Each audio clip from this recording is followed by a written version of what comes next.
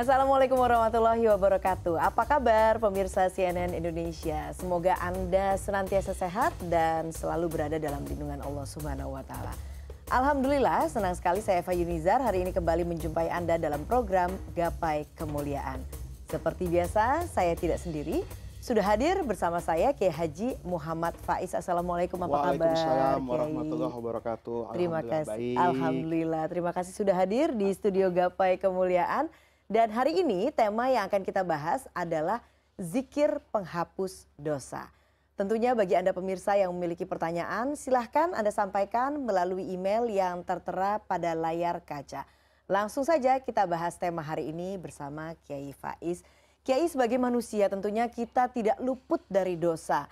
Nah, bagaimana sebetulnya zikir ini kemuliaannya, keutamaan sehingga bisa menggugurkan dosa kita sebagai manusia? Ya. Zikir itu dalam Islam ibadah yang bersifat mutlak. Mutlak itu tidak dibatasi bilangannya, jumlahnya, tidak dibatasi tempatnya, selama tempat itu adalah tempat yang layak untuk kita berzikir kepada Allah. Di dalam Al-Quran misalnya, Allah berfirman, Ya ayyuhalladzina amanu dzkurullaha. Ingatlah kalian kepada Allah berzikir dengan apa? Zikran katsira. Ya sebanyak-banyaknya. Sebanyak-banyaknya itu seberapa? Ya semampu Anda sesuai dengan kondisi yang meliputi kehidupan setiap orang. Jadi zikir itu memang diperintahkan di dalam agama untuk banyak sekali dilakukan. Tetapi kemudian orang berpikir zikir apa yang harus saya baca, redaksinya, bentuknya, misalnya, tata caranya. Sebelum masuk ke sana, saya ingin memberikan gambaran kepada para pemirsa.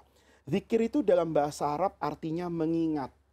Ketika dikaitkan dengan Allah, zikrun ada Allah, zikrullah, artinya mengingat Allah. Mengingat Allah itu sebagai apa? Dia punya kewajiban mengingat Allah sebagai Tuhannya.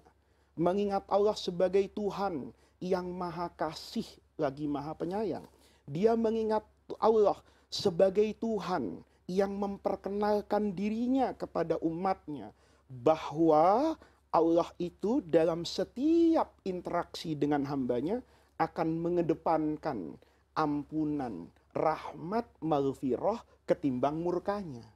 Oleh karena itu, zikir mengingat Allah itu memiliki keistimewaan yang luar biasa karena di sana sebetulnya substansi tauhid itu berada. Di mana seseorang itu selalu sadar akan keterbatasannya atas penghambaannya kepada Allah. Di dalam hadis misalnya, Allah Subhanahu wa taala itu bercerita kepada Rasulullah. Ini kalau dalam ilmu hadis namanya hadis qudsi. Hadis qudsi itu adalah hadis yang redaksinya juga datang dari Rasulullah, tapi substansinya itu adalah komunikasi antara Nabi dengan Allah. Ya, jadi kalau Quran itu redaksinya pun datang dari Allah. Kalau hadis kan redaksinya tidak datang dari Allah, tapi dari Rasulullah. Nah, di sini dalam hadis qudsi itu Rasulullah itu bercerita bahwa Allah tuh menyampaikan kepada Nabi, ada orang yang berbuat dosa.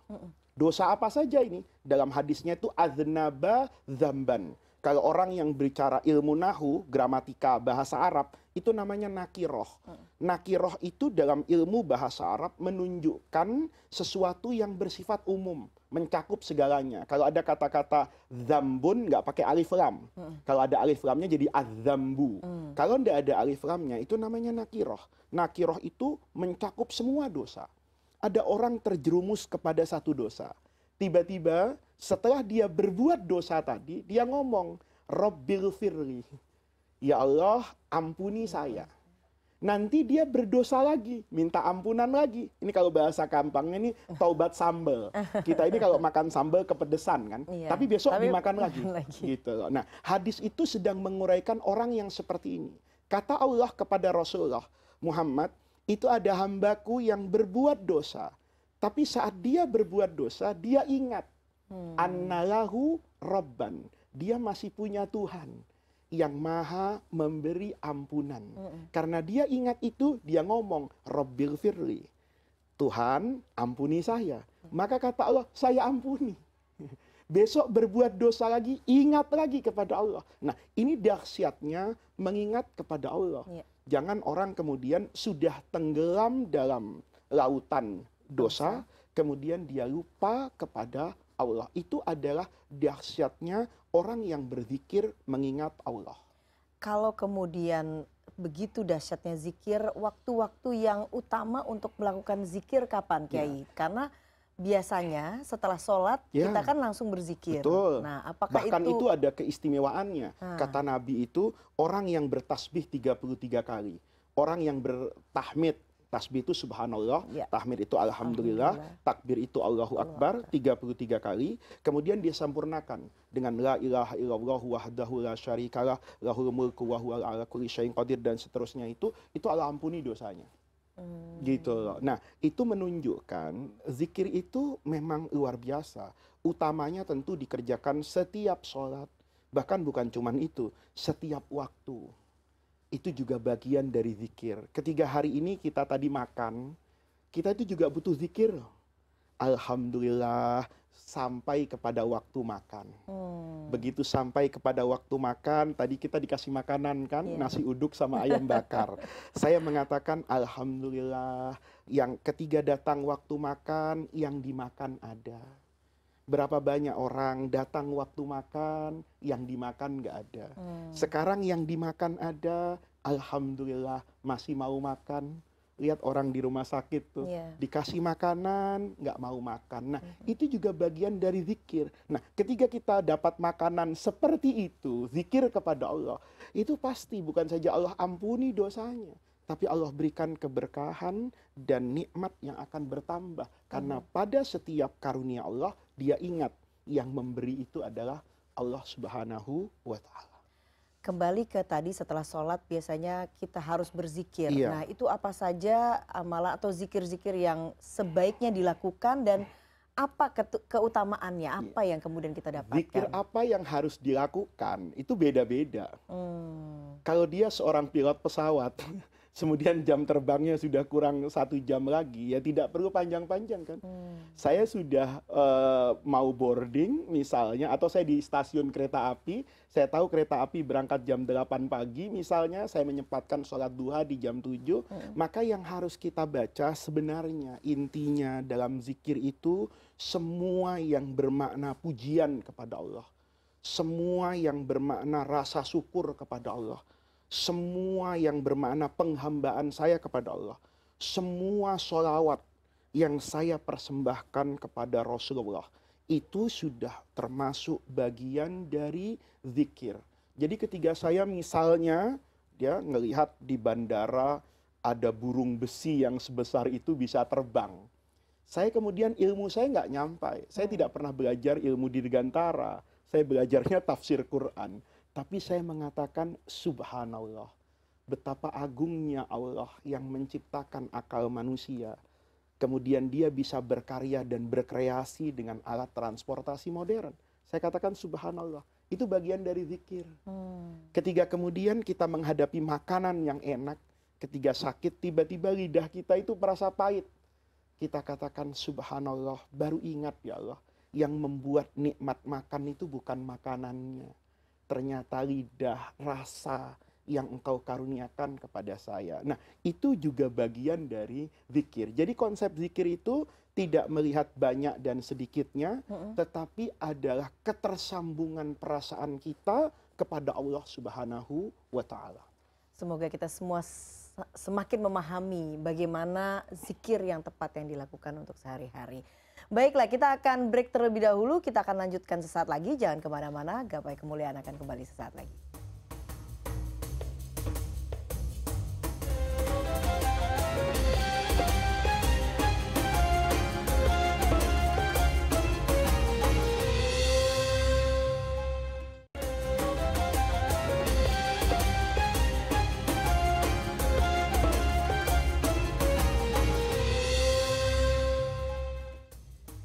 Ya, terima kasih Anda masih menyaksikan Gapai Kemuliaan dalam episode Zikir Penghapus Dosa. Kita lanjutkan kembali pembahasan kita bersama Kiai Haji Muhammad Faiz. Kiai, kalau zikir harus dilakukan atau bisa dilakukan kapanpun, apa saja sebetulnya puncak keagungan yang bisa didapatkan manusia di saat kita berzikir? Ya, puncak keagungan itu ketika merasakan rahmat dan kasih sayang Allah. Itu adalah kenikmatan ketika orang berzikir. Sama kan ketika kita dalam kondisi terjepit di masa lalu, masih kecil, itu ketika orang tua ada, itu terasa berbeda. Saya dulu adalah orang yang paling takut kalau menghadapi ujian. Tapi saat saya ujian, itu sebelum ujian saya selalu telepon sama ibu saya. Saya kasih tahu jadwal ujian saya, dosen pengujinya, jam berapa, kalau ada perbedaan waktu antara tempat saya tinggal dengan Indonesia misalnya, saya sebutkan. Lalu ibu saya itu menjawab telepon, tenang nak, pokoknya semuanya sudah ibu catat. Nanti saat kamu masuk ke ruangan ujian, membuka soal yang pertama, kamu harus yakin. Pada saat yang sama, ibu sedang sujud di Jakarta. Itu memberikan rasa aman dan damai. Ketika saya masuk ruang ujian, tidak pede, karena hafalan saya takut lupa, saya selalu mengatakan kepada Allah, saya punya doa ibu. Perasaan itu kan yang membuat saya tenang, damai. Ketika saya tidak bisa menyelesaikan soal ujian itu, saya tetap punya harapan. Nggak apa-apa. Kan ibu saya bacakan surah Fatihah untuk dosennya. Nanti waktu dia memeriksa koreksian ujian saya, dia akan melihat itu dengan kacamata yang penuh kasih sayang. Itu betapa damainya perasaan saya memiliki seorang ibu yang mencurahkan rasa kasih kepada anaknya. Lalu bagaimana Allah yang rasa kasihnya kepada hambanya itu tidak untuk dibandingkan dengan kasih seorang ibu. Nah, ini adalah puncak yang kita bisa dapatkan saat kita berzikir kepada Allah. Dulu ada alim besar di Mesir, ahli tafsir yang sangat kondang, yang bernama Al-Imam Syekh Muhammad Mutawalli Asy-Sya'rawi. Dia menceritakan satu hadis, ada orang bertawaf di depan Ka'bah. Bacaannya cuma satu. Nggak kayak jemaah umroh kita itu, bacaannya banyak, beragam, kadang-kadang bukunya tebal. Bukunya tebal, sekedar mengikuti, boleh jadi tanpa makna yang dia pahami. Orang ini nih, kata guru saya, itu cuma meneriakkan satu kata, ya Karim, wahai yang maha dermawan. Melihat orang tadi membaca ya Karim, maha dermawan, yang maha dermawan, Nabi itu tertarik. Maka Nabi mengikuti dari belakang. Ya Karim, orang tadi nengok, wah ini ada yang godain saya. Kan kita bisa bayangin kalau kita mengucapkan sesuatu terus diikuti orang di belakang kita.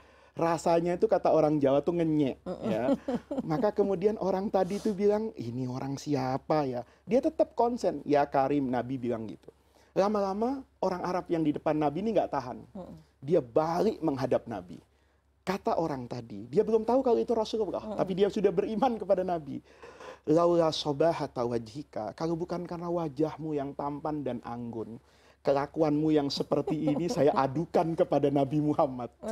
Kata Nabi Muhammad, kamu memang tidak tahu Rasulullah itu yang mana? Enggak tahu. Kata Nabi, sayalah Rasulullah. Dipeluk oleh orang tadi Rasulullah dengan penuh kecintaan, rasa kangen yang menggebu-gebu. Kata orang tadi, wahai Rasulullah, kebetulan kita bertemu di sini untuk pertama kali. Ada pertanyaan penting yang ingin saya sampaikan, yang bertahun-tahun saya simpan dalam hati. Kata Nabi apa? Man yuhasibuni yaumal qiyamah. Siapa nanti pada hari kiamat yang mau menghisap, menghitung. Apakah KPK, apa BPK, apa BPKP, apa auditor internal, atau siapapun. Kata, apa engkau ya Rasulullah, apa malaikat? Kata Nabi, Allah yang menghitung. Apa kata Badui tadi? Warabbil Ka'bah najautu. Demi Tuhannya Ka'bah ini, artinya Allah, najautu, saya selamat dan masuk surga. Bayangan Nabi itu pede bangetnya orang gitu loh. Belum amalnya belum kayak apa, doa depan Ka'bah jadi cuma satu-satu kata gitu. Tapi dia katakan, saya selamat dan saya masuk surga dengan yakin. Kata Nabi, apa yang membuat kamu yakin? Kata orang tadi, kalau nanti Allah menghitung-hitung dosa saya akan menghitung-hitung rahmat Allah. Lebih besar mana antara dosa yang saya lakukan dengan rahmat Allah yang tidak pernah bisa dihitung bahkan dengan ukuran alam semesta ini. Maka kata Rasulullah, orang tadi itu masuk surga. Kenapa masuk surga? Karena dia selalu mengingat Tuhannya yang penuh dengan rahmat. Oleh karena itu, Mbak Eva ya, saya itu diajarkan dalam tradisi hidup saya, itu memandang orang siapapun dan apapun itu selalu baik. Jadi kalau saya melihat ada orang malam-malam sholat tahajud, saya katakan ini orang sedang ingat dengan api neraka. Dia takut masuk api neraka, maka dia sholat tahajud. Ketika saya melihat temannya tidur pulas, saya katakan orang ini sedang ingat dengan rahmat Allah. Karena rahmat Allah itu begitu luas, maka dia bisa tidur dengan tenang. Itu konsep beribadah. Keyakinan hati selalu ingat bahwa Allah itu yang maha baik. Apa yang Allah berikan itu adalah sesuatu yang paling baik buat kita. Ingatan kita akan inilah sebetulnya yang dibutuhkan dalam hidup sebagai bagian yang teragung dari zikir kepada Allah. Semoga kita menjadi umat yang selalu ingat kepada Amin, Allah amin, Subhanahu wa taala. amin, amin. Oke, kita juga memiliki pertanyaan ini dari netizen. Kita akan langsung saksikan dalam tayangan berikut ini terlebih dahulu. Pak Ustadz, izin tanya, kalau nggak punya waktu banyak untuk berzikir lama setelah sholat, ada nggak sih amalan zikir lain setelah sholat yang singkat tapi tetap afdol? Terima kasih, mohon infonya. Baiklah, itu pertanyaan di ibadah sehari-hari ya. Ini yang sering banyak dipertanyakan, Iya. waktunya singkat, amalannya apa? Iya. Ada cerita di masa di masa sahabat, di masa Rasulullah. Ada sahabat Nabi itu kan yang mendapat SK dari Rasulullah untuk masuk surga.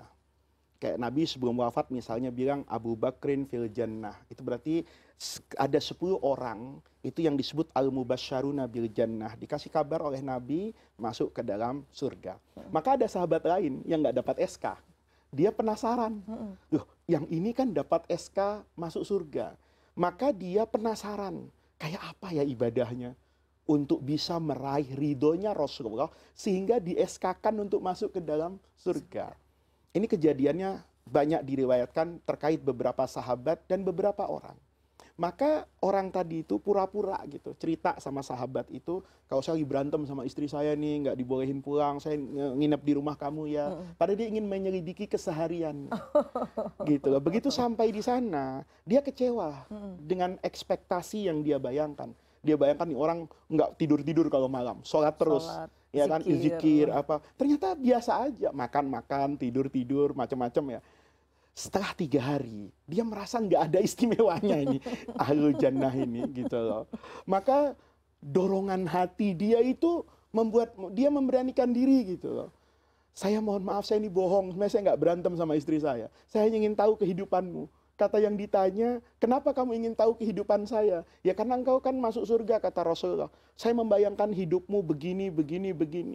Ternyata hidupmu biasa saja. Kata orang tadi, yang biasanya di mana? Kamu tidur malam. Bayangan saya nggak tidur, sholat tahajud. Kamu lihat tidur saya? Iya. Nah, kata dia, apa yang saya lakukan? Ya saya hanya melihat kamu tidur, tiba-tiba terbangun. Begitu terbangun, saya lihat mulutmu bergerak-gerak.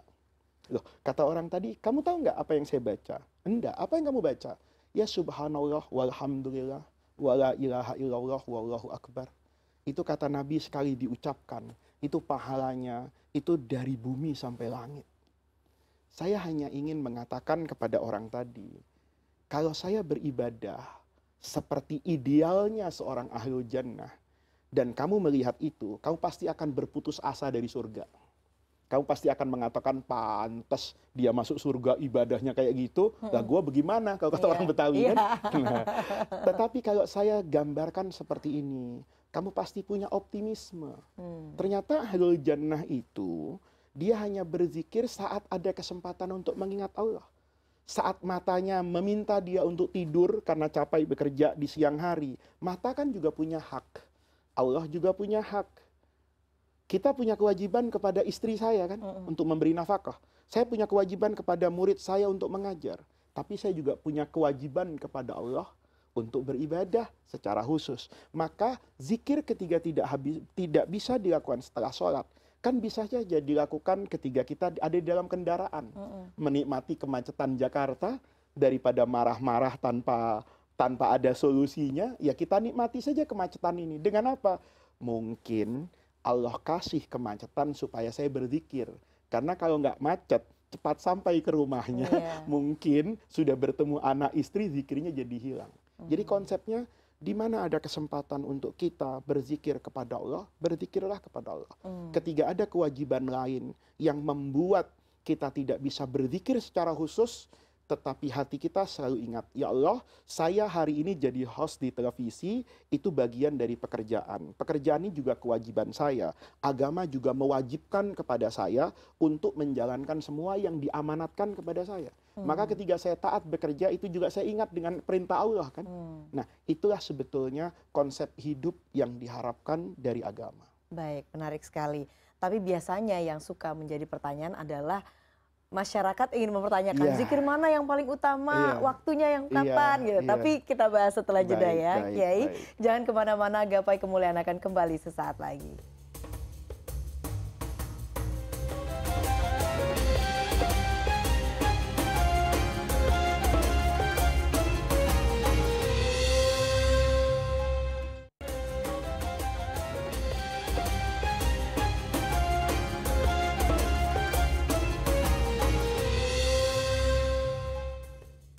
Terima kasih Anda masih menyaksikan Gapai Kemuliaan dalam episode Zikir Penghapus Dosa. Kita lanjutkan kembali pembahasan kita.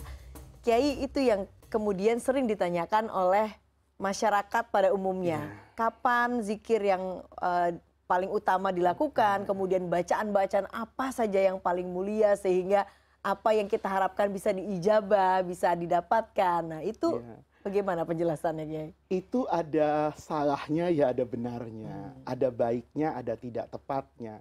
Orang sering kan misalnya begini, ada satu narasi atau redaksi doa apapun yang kemudian terkenal bahwa ketika membaca doa ini, ya kan, maka dahulu si A begini-begini. Kita sering mengambil doanya, tapi kita lupa untuk mencontoh orang yang mengucapkan doa itu. Rasulullah ketika berdoa, itu kan doanya sebetulnya kita bisa baca semuanya. Ini para pemirsa kalau buka buku hadis, itu di dalam kitab-kitab hadis apapun, di Sahih Bukhari, di Muslim misalnya, ada namanya Kitabud Da'awat. Itu isinya semua doa yang pernah dipanjatkan oleh Rasulullah. Imam Nawawi itu punya buku namanya Al-Adhkar. Doanya itu ada. Nabi doa juga singkat kan, tapi kok mustajab. Doa yang sama, itu saya baca kok tidak didengar oleh Allah. Pertanyaannya itu bukan redaksi doanya. Karena mulut saya tidak sama dengan mulutnya Rasulullah. Mulut Nabi penuh rahmat, kasih sayang, mengucapkan yang benar, tidak berdusta. Sementara kita kadang-kadang sebelum berdoa bergosip ria. Jadi permasalahannya kan bukan doanya, tapi orang yang berdoa. Di tangan ibu saya yang ahli masak, bumbu masak yang sederhana, itu bisa jadi masakan yang enak. Tapi di tangan orang yang tidak bisa masak, resep masakan dengan semua sarana prasarana untuk memasak, tidak jadi apa-apa. Dulu saya waktu kuliah itu sering bercanda sama teman saya, kita ini masak di dapur 4 jam, jadinya cuman mie yang direbus, kan gitu. Jadinya cuma telur rebus. Ibu kita hanya cuma 1,5 jam, tapi jadi masakan yang... Nah, itu sebetulnya sama dengan konsep berdoa. Jadi berdoa itu narasi redaksinya penting. Tapi yang lebih penting lagi adalah orang yang mau berdoa.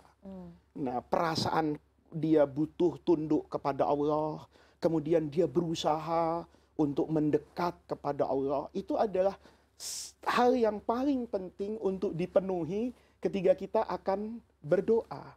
Jadi bukan masalah bacaannya dari siapa, penting loh. Kita dapat, Pak Kiai saya minta doa ya, doa yang bisa saya baca dalam kehidupan saya. Iya dikasih, kata Kiai ini saya dapat dari guru saya begini, bagus itu. Tapi yang lebih bagus itu kan orang yang mau berdoa, ya mensucikan hatinya, mensucikan segala tindak lakunya, kemudian hatinya ditundukkan kepada Allah. Nah kita sering salahnya kan begitu. Doa itu dibayangkan semakin panjang dari si fulan itu semakin sakti lah. Kadang-kadang ada orang datang sama saya itu saya ingatkan loh. Saya minta doa dong. Ya udahlah, kamu setiap sujud baca Rabbana atina fid dunya hasanah wa fil akhirati hasanah. Dia marah sama saya dicubit. Katanya, itu sih doa anak TK. Loh, memang ada doa itu level-level gitu. Iya. Kan nggak ada. Doa itu tergantung bagaimana cara kita membaca. Kadang-kadang ada teman saya juga akhlaknya itu nggak bener gitu. Dia datang kepada seorang kiai, sudah bawa parcel, bawa cake untuk kiai hadiah. Kiai saya minta doa kiai ya. Kiainya tahu-tahu jawab dengan doa yang singkat saja. Misalnya, kamu banyak-banyak baca bismillah. Misalnya, banyak-banyak baca ini. Orang kemudian, kalau itu sih saya udah tahu kiai. Terus bisik sama saya, rugi nih udah datang bawa parcel, bawa ini. Dapat doa yang kayak gitu. Ini yang kita kadang-kadang kurang sadar kan. Berarti ketika kita menganggap Robbana atina fid dunya hasanah itu doa anak TK. Itu kita melecehkan kan. Iya. Betapa doa yang diajarkan di dalam Al-Quran, doa yang dipanjatkan oleh Nabi, itu sebetulnya kuncinya adalah yang membaca. Kuncinya adalah yang berdoa. Bagaimana mungkin doa itu akan didengar ketika hati kita kotor, diliputi oleh dendam, kebencian misalnya. Nah, itu yang harus kita perhatikan. Jadi kalau pertanyaannya doa yang kayak apa redaksinya, saya pikir ya Google sudah mewakili banyak hal ya. Tinggal di searching doa mau apa ada, buku-bukunya itu sudah banyak tersedia. Tetapi yang utama bukan itu. Yang utama adalah hati kita kepada Allah. Baik, zikir dan doa itu adalah mediator atau mediasi hubungan kita dengan Allah. Tapi yang terpenting itu ada satu hal, tapi yang lain halnya itu yang kemudian perilaku menciptakan kita, etika kita kepada Allah. Baiklah. Ya, Kiai, tidak terasa ini kita sudah sampai di penghujung program Gapai Kemuliaan, dan seperti biasa sebagai penutup, Kiai Haji Muhammad Faiz akan menyampaikan doa penutup. Silakan. Para pemirsa sekalian, di penghujung acara ini mari kita sama-sama bermohon kepada Allah agar Allah memberikan kita ilham untuk selalu memiliki lisanan dzakira, mulut, lisan yang basah oleh zikir kepada Allah, tapi juga qalban khasyian, hati yang khusyuk menunduk pada penghambaan kepada Allah Subhanahu wa taala. Rabbana atina min ladunka rahmah wa hayyi lana min amrina rasyada. Rabbana atina fid dunya hasanah wa fil akhirati hasanah wa qina adzabannar. Subhana rabbika rabbil izzati amma yasifun wa salamun alal mursalina walhamdulillahi rabbil alamin. Amin amin ya rabbal alamin. Semoga Allah mengijabah doa-doa kita, dan usai sudah perjumpaan kita hari ini pemirsa, saya Eva Yunizar dan Kiai Haji Muhammad Faiz undur diri. Sampai jumpa di Gapai Kemuliaan berikutnya. Wassalamualaikum warahmatullahi wabarakatuh.